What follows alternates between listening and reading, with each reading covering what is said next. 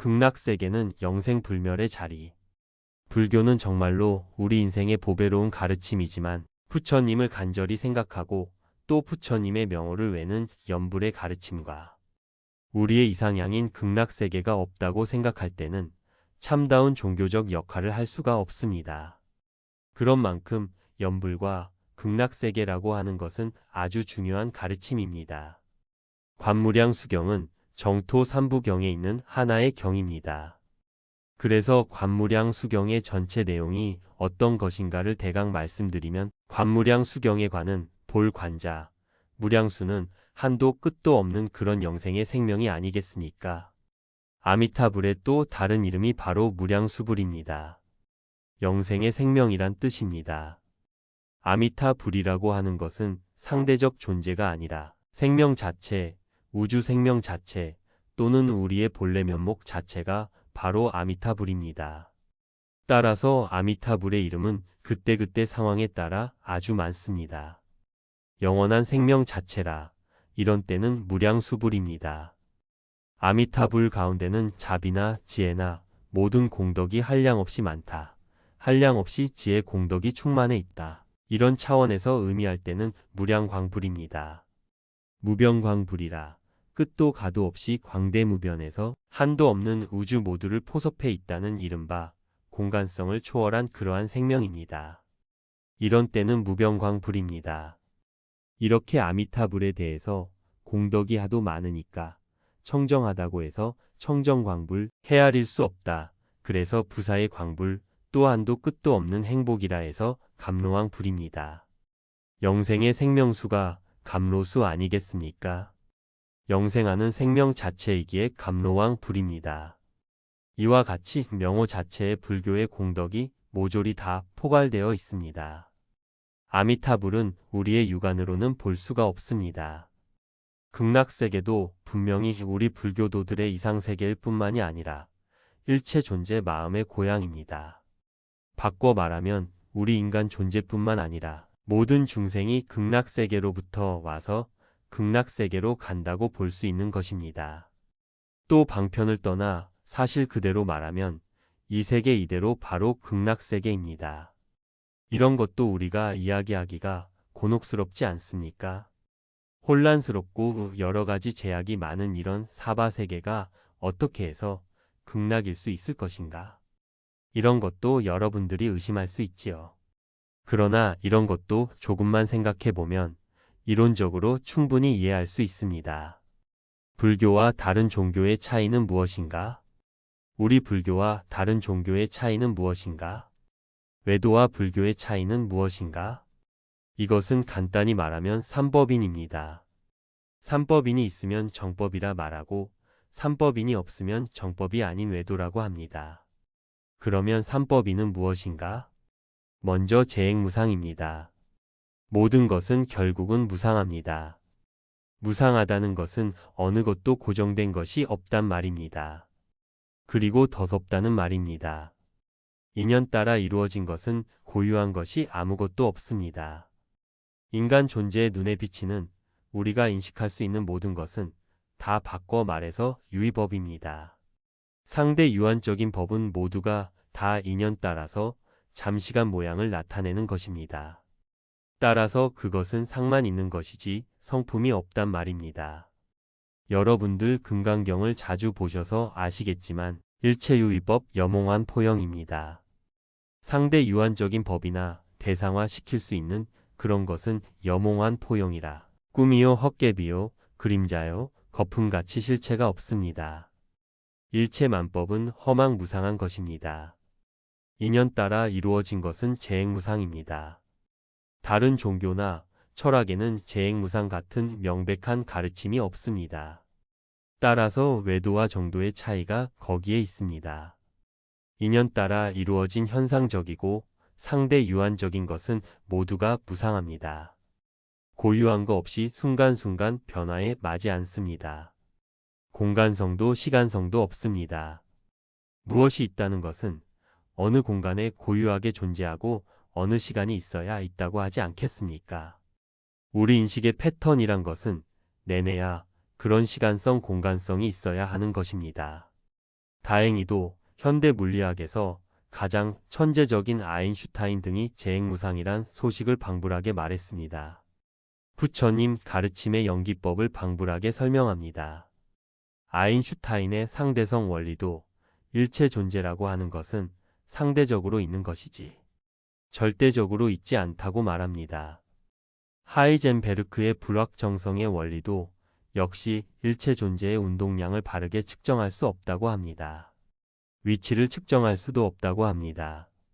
우리 눈에 보이는 것은 대체로 어름어름하게 측정되겠지만은 전자라든가 중성자 같은 미시적인 단계에 이르면 측정이 안 되는 것입니다. 운동량을 바르게 측정하려면 위치를 측정할 수 없고 그래서 대체로 확률적으로 말하는 것이지 확정적으로 말할 수 없습니다. 따라서 이것이 있으니까 저것이 있고 이것이 소멸하면 저것도 소멸한다는 연기법의 사상과 상대성의 이론은 서로 상응하는 도리입니다. 모두가 서로 어울려서 모양을 내는 것, 모두가 서로 어울려서 모양을 내는 것이지 단독으로 모양 내는 것은 아무것도 없습니다. 이것은 인연 따라 인과 연이 합해져서 모양을 내는 것이지 고유한 것은 절대로 없습니다. 아무튼 천재적인 현대 물리학자가 우리 불교의 인연법을 그대로 말했습니다. 물론 다는 말 못하겠지요. 왜 다 말 못하냐 하면 그 사람들은 인연법의 가장 근원적인 것은 무엇인가 이런 것은 모른단 말입니다.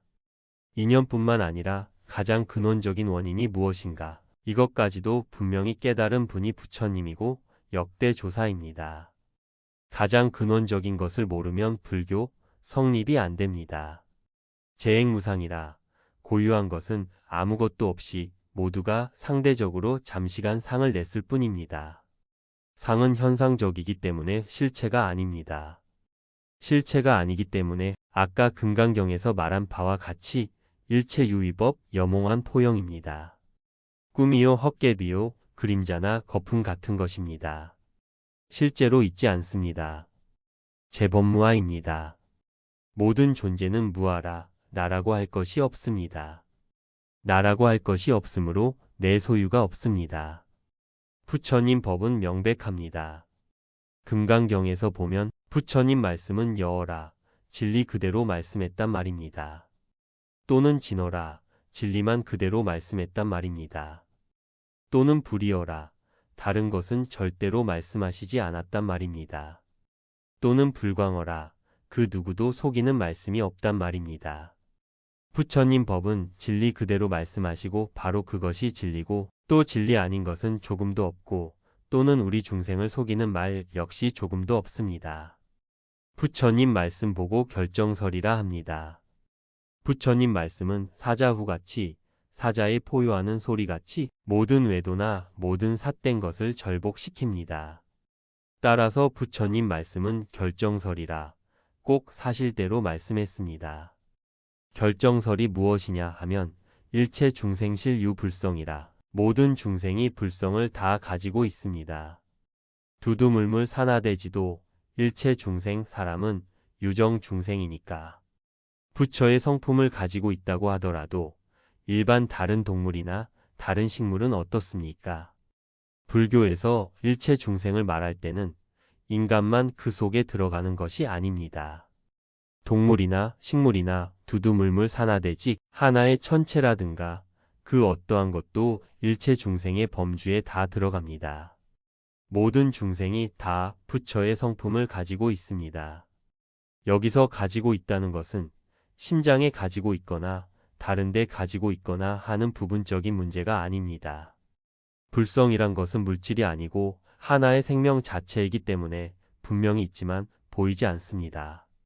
불성이란 것은 우리 마음의 본래 면목인 동시에 우주의 생명입니다.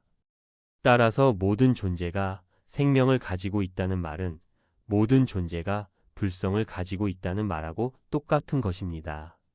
그래서 일체 중생이 다 불성을 가지고 있다는 그 말씀은 부처님의 사자후 같은 결정설이고 확실하고 단호한 진리이기 때문에 열애상 중우유 변역이라 합니다. 그 열애는 바로 부처님인데 부처님이 항시 계시면서 조금도 변동이 없습니다. 부처님이 오늘 계시다가 내일 안 계시고 그런 것이 아닙니다. 과거나 현재나 언제나 부처님은 존재하는 생명 자체입니다. 모든 것이 공에 버린 실상에서 본다고 생각할 때 모든 것이 공하다는 것은 반야심경에 여실히 나와 있습니다. 물질을 구성한 지수 아품 그런 것도 다 공한 것이고 또는 우리 관념을 구성한 수상행식 모두가 다 비어 있습니다. 이른바 오온계공입니다. 오온계공은 현대 물리학보다 훨씬 철저한 우주물리학입니다. 모든 것이 공한 그 자리는 불생불멸이라 모두가 공해버렸거니 그 남도 없고 죽음도 없습니다. 무엇이 있고 저것이 있고 그래야 생사가 있고 죽음도 있고 남도 있는 것이지 모두가 공한 그 자리, 제법이 공한 그 자리는 생사가 없습니다. 또는 더러운 것도 청결한 것도 없습니다. 물질이 되어야 더럽고 깨끗하고가 있을 것인데 물질이 아닌 순수 생명이기 때문에 더럽고 또는 청결할 게 없습니다. 또한 동시에 더하고 덜함도 없습니다. 두두물물 산하대지도 일체 중생. 우리가 염불하고 극락세계를 추구할 때는 이것저것 다 떠나서 순수하게 감성으로 하시면 됩니다. 그러나 적어도 부처님의 교리를 따질 때는 정말 명석하고 철학적인 사색이 필요합니다. 사유가 필요합니다. 왜냐하면 가장 고도한 철학이기 때문입니다. 칸트 철학이나 니체 철학도 미처 모르는 소식입니다. 여러분께서는 공부를 많이 하셔서 칸트의 물자체란 개념도 아시지요? 물질이 본래 무엇인가? 이것이 물자체인데 칸트 말이 그 물질이 본래는 형이상학적인 문제이기 때문에 우리 육안으로는 볼 수 없다고 했습니다. 이른바 중생인식 주관으로는 볼 수가 없는 그 자리가 바로 물자체입니다. 우리 인간이 본다는 것은 우리 인간 존재, 인간 정도의 업장을 가진 우리 인간의 눈으로 보는 것이지 사실을 사실대로 보는 것이 아닙니다. 부처님 가르침은 사실의 실상을 보시는 것인데 우리 중생들은 지금 가상을 봅니다. 허상을 봅니다. 그러기 때문에 유한적인 존재라고 하는 것은 결국은 꿈이요, 헛개비요, 그림자나 거품과 똑같습니다. 그래서 그와 같이 인연 따라 생겨난 것, 이것은 제법이 무상한 것이고 무상한 것이기 때문에 고유한 것이 없으므로 나라고 할 것도 없고 내 소유라 할 것도 없습니다. 나라는 것도 진리에서 보면 허망한 것이구나. 내가 허망한데 하물며 나한테 붙어있는 권속이나 재산, 지위 같은 것도 또한 허망한 것이구나. 이렇게만 분명히 알아도 우리가 집착할 수가 없습니다. 물론 그렇다고 해서 그것을 확실히 아는 것은 아직은 아닙니다. 깊은 수행을 통해서 체험해야 하는 것인데 체험 못한다고 하더라도 우선 이론적으로라도 따지고 따지다 보면 결국은 모두가 다 무상한 것이고 또는 무상한 것이니까 나라고 할 것도 없고 내 소유라 할 것도 없습니다. 그러나 거기까지만 가버리면 제법이 공이라는 도리는 알아서 공 소식을 안다고 하더라도 영생불멸한 극락세계를 우리가 긍정하기는 어렵단 말입니다. 향기로운 연꽃 같은 존재. 불교의 또 한 가지 특징은 열반적정입니다. 모든 것을 다 초월해서 영생의 행복을 얻을 수가 있습니다.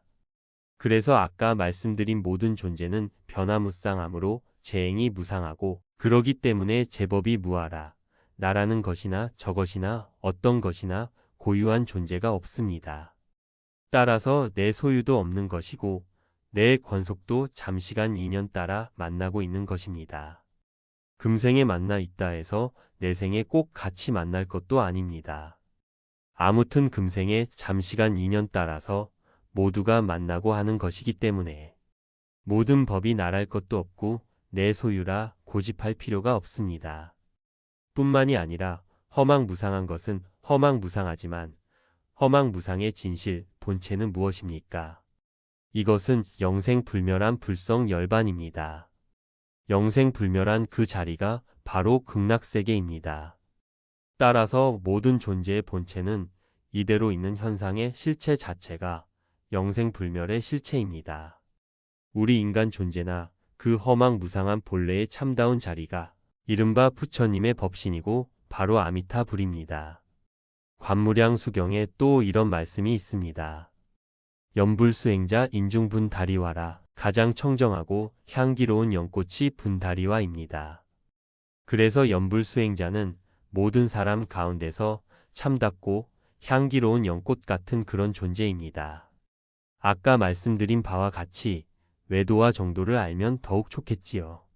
그러나 그런 철학적인 깊은 것을 모른다고 하더라도 그냥 우리가 영생불멸한 실상 자체의 이름을 외우는 자는 그대로 모든 사람 가운데 가장 향기로운 연꽃과 똑같습니다. 그러기 때문에 관세음보살, 대세지보살, 위기승우라 그런 관세음보살이나 대세지보살 등 위대한 보살들이 그의 가장 훌륭한 친구가 됩니다. 생사를 초월한 보배로운 이름 아미타불 그런 부처님의 심오한 뜻을 깊이 생각해야 합니다. 연부라는 사람은 그냥 보통 사람이 아니라 우리가 뜻을 모르고 한다고 하더라도 연부라는 그 자체만으로도 사람 가운데 가장 향기로운 연꽃인 동시에 관세음보살이나 문수보살 또는 보현보살이나 그런 보살들이 가장 훌륭한 벗으로 삼는단 말입니다. 왜냐하면 그 나무 아미타불 또는 아미타불이 이 세상의 모든 개념 가운데 가장 고귀한 개념이기 때문입니다. 불교적인 전문 수로로 말하면 무생청 정보주명호라 생사를 초월한 보배 같은 그런 명호란 말입니다. 이 세상에서 가장 깊고 가장 행복스럽고 가장 위대한 이름이 나무 아미타불입니다. 이것은 모든 것을 다 떨쳐 버리고서 우주의 실상 자체를 의미합니다. 따라서 그런 최상의 이름을 갖는 부처님이니까 그 이름 가운데 부사의 한 공덕이 있습니다. 어떤 공덕이 있는가 하면 삼세제불이 옹호할 것이고 또는 동시에 이 세상에서 가장 강력하기도 하고 가장 무섭기도 하고 가장 자비스럽고 가장 지혜로운 길이기 때문에 어떤 신장이나 나쁜 귀신이나 좋은 귀신이나 하늘의 천상에 있는 천신들이나 모든 존재가 다 나무 아미타불을 숭앙하고 받들어 지킵니다. 따라서 뜻도 모르고 나무 아미타불 한번 웬다고 생각할 때도 그 나무 아미타불의 공덕으로 해서 모든 신장이 우리를 다 지키는 것입니다. 이 세상에서 가장 두려운 이름이 나무 아미타불입니다. 가장 권위가 있으므로 나쁜 것들은 얼씬도 못합니다. 우리는 그러한 부처님의 부사의한 명호를 간직할 수 있는 인연을 가졌습니다. 불교를 믿는다 해도 연불은 방편 가르침이고 화두를 들고 선방에서 애쓰고 의단을 품고 해야 참다운 가르침이다. 이렇게 생각하는 사람도 있겠습니다. 그러나 그것도 나쁜 것은 아닙니다. 그러나 연불 공부와 비교할 때는 사실은 비교할 수가 없습니다. 우리가 선방에서 몇십 년 동안 화두를 들고 이것이 무엇인가 저것이 무엇인가 의단을 품는다 하더라도 연불하는 마음이 화두하는 마음 밑바닥에 깔려야 합니다. 그래야 참으로 공부가 이어지는 것이지 그냥 덮어놓고 의심한다고 해서 그것이 참선이 되는 것이 아닙니다. 연불하는 마음이 왜 깔려야 하는 것인가? 참선이란 것은 내 마음의 주인공을 찾는 것이 아닙니까? 이른바 본체를 여의지 않는단 말입니다. 육조 예능 대사의 가르침도 선이라고 하는 것은 본체를 안 떠나야 한다는 것입니다. 아무리 화두를 들어도 본체를 떠나버리면 그건 선이 아닙니다. 우리가 이 목고 화두를 드나 똥막대기 화두를 드나 어떻게 들든 간에 똥막대기나 이 목고나 그것이 목적이 아닙니다. 우리의 산란한 마음을 통일시켜 본래 우리 생명이 부처이고 아미타불인데 부처를 찾고자 해서 우리가 임시로 의심하는 것이지 의심 그것이 목적이 아닙니다. 우리는 분명히 느껴야 합니다. 그래서 화두를 드는 것도 좋지만 그 자체가 목적이 아니라 화두를 빨리 타파해서 의심이 없는 그 자리로 가라는 것입니다. 그러나 본말이 전도되었습니다. 또한 의심 그것에 무엇이 붙은 것도 아니고 신앙이라고 하는 것은 사실 의심이 있으면 안 됩니다. 의심이 있으면 신앙이라 할 수가 없지 않습니까? 100% 그대로 믿어야 합니다. 직지인심의 선법은 이우러지고 달마 스님도 의심하란 말을 한마디도 안 하셨고 육조 단경을 보더라도 의심을 내란 말이 한 군데도 없습니다. 마조 스님이나 백장 스님 또는 임재 스님이나 의심을 내란 말이 한 군데도 없습니다. 중국 남송 때 대의 스님이 비로소 우리 마음이 바로 부처임을 깨닫고 우리 주인공을 찾는 그런 하나의 방편으로 해서 의심하란 것이지 절대로 목적은 아닙니다. 육조예능 스님이나 그 뒤에 마조 스님, 백장 스님, 황벽 스님, 임재 스님, 그분들은 직지인심이라 곧장 사람 마음을 가리켜서 바로 깨닫게 했습니다. 그런데 그런 쪽의 선법은 그때부터 차근차근 이루어지고 남송 때 대의 종고 스님이 낸 화두법이 당시에 융성했단 말입니다. 당시 우리나라는 고려 때입니다. 불행히도 고려 때 그런 법이 한국으로 수입되었습니다. 그때 중국은 송나라, 원나라, 명나라 아닙니까? 그 명나라 때 불교가 상당히 융성했습니다. 명나라 때는 4대 고승이 있습니다. 누구인가 하면 운서추갱, 자백칭가, 감산덕청, 우익지옥하는 분들인데 그분들이 모두가 다 화두를 연불로 했습니다. 아미타불을 화두로 했습니다. 그런데 아미타불을 화두로 하는 연불선이 그때 한국에 들어왔으면 오직 좋으련만 그때가 불행히도 2조 500년 때입니다. 우리 불교인들이 중국과 교류를 했습니까? 2조 500년 때는 중국 불교와 한국 불교가 교류할 수가 없었습니다. 2조 500년 동안은 전체적인 의미에서 뿐만 아니라 우리 불교의 교화를 위해서나 우리 참선을 위해서나 굉장히 큰 손해를 본 것입니다. 그 500년 동안 중국과 교류를 못했습니다. 명나라 때 4대 고승들이 연불하는 그런 풍조가 한국에 쑥 들어왔으면 지금 한국 선방에서 그 화두 든다고 끙끙 앓고 의심만 하는 그런 풍조는 있을 리 만무합니다. 저는 화두를 비방하는 사람은 아닙니다. 다만 화두를 빨리 타파해서 100% 의심 없는 그 자리를 믿으라는 것이지 다른 것이 아닙니다. 요즘에 연불하는데 기왕이면 연불선을 하고 싶다. 그런 분들이 계시지 않습니까? 그러나 연불선의 체계 문제에 대해서도 여러 가지 말이 많이 있습니다. 연불을 꼭 자기식으로 해야 한다는 그런 분도 있고 여러 가지가 많이 있지 않습니까? 연불은 꼭 고유하니 어떤 음정에 따라서 그렇게만 하라는 것은 아닙니다. 소리 내도 좋고 안 내도 좋고 다 좋은 것입니다. 계행 지키면서 연불하면 더욱 좋고 계행을 지키지 못하면 못한 대로 연불해도 좋습니다.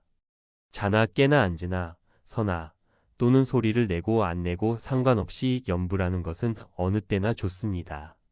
장사할 때나 밥 먹을 때나 밥 먹을 때 소리 내는 일은 어렵겠지요. 연불이라 하는 것은 부처를 생각하는 것이므로 소리를 안 내고 할 수 있는 거 아닙니까? 따라서 연불이란 소리를 내고 안 내고 상관없이 언제나 해도 좋습니다. 그리고 빨리 해도 무방한 것입니다. 그러므로 어느 누구식으로 하라는 것은 아닙니다. 모두가 다 한 고리로 얽혀 있음에 극락세계에 가서 보면 극락세계에서 꼭 어떤 식으로 하란 법은 절대로 없습니다. 극락세계라고 하는 것은 그야말로 모두가 다 광명정토라 우리 사람 같은 존재가 극락세계에 있는 것이 아닙니다. 오직 모두가 광명세계입니다. 몸도 광명몸입니다. 그 물질이 아닌 광명으로 만들어진 무량의 몸입니다. 물질 아닌 몸이니까 극락세계 중생은 개체인 동시에 바로 전체입니다. 자기 몸과 우주가 절대로 둘이 아닙니다. 오직 하나의 몸입니다. 우리 불자님들 사실 극락세계 중생뿐만 아니라 우리 중생도 우리 존재도 우리가 똑바로만 본다고 생각할 때는 제법의 공자리를 느끼고 사실을 사실대로 볼 수 있는 것입니다. 따라서 제법의 공자리를 느끼고 불생불멸한 그런 도리에서 본다고 생각할 때는 우리 몸도 역시 개체인 동시 전체입니다. 개체와 전체는 절대로 따로따로 분리된 것이 아닙니다. 우리가 인과법을 알면 그냥 짐작할 수 있는 문제 아닙니까? 이른바 중중무진이라 중중무진이란 것은 모두가 다 한 고리로 얽혀 있다는 말입니다. 우주 전체가 하나의 몸인 것을 우리 중생은 전체를 못 보니까 나 따로 너 따로 이렇게 생각한단 말입니다. 인연법이 가장 중요한 것은 모두가 다 본래로 우리가 새삼스럽게 느끼는 것이 아니라 본래로 하나의 몸인 것입니다. 우리 중생은 성품을 보지 못하고 중생의 상만 보니까 나 따로 너 따로입니다. 따라서 우리가 바로 볼 수만 있다면 저절로 참다운 자비가 나옵니다. 참다운 무주상행을 하지 말라 해도 안 할 수가 없습니다. 나와 남이 둘이 아닌데 남한테 베풀면서 나라는 상을 내겠습니까? 따라서 그 근원적인 문제가 굉장히 중요합니다. 염불한다고 할 때 일반 보통 염불과 염불선의 차이가 무엇인가 하면 염불선이란 근원적인 문제, 본체를 여의지 않고 염불하면 그것이 염불선이 됩니다. 절대 어려운 것이 아닙니다. 억지로 생각하지 않더라도 우리가 마음으로 그와 같이 정말로 깨닫지를 못해서 내가 증명을 못해서 천지와 내가 둘이 아니라는 소식은 모른다고 하더라도 천지 우주는 본래로 불생불멸이고 참다운 진여불성 자리가 바로 내 자성이기 때문에 진여불성 자리를 안 여의고 염불하게 되면 그것이 바로 염불선이 됩니다. 부처님은 내 밖에 계신다. 이렇게 생각해서 할 때는 염불선이 못 됩니다. 보통 염불은 됩니다. 그러나 그와 같이 염불선이 못 된다고 하더라도 또 염불을 열심히 하다 보면 마음으로 몰아진다는 말입니다. 마음이 몰아지면 본래가 둘이 아닌지라 결국 그때는 우주의 본체와 하나가 되어 버립니다.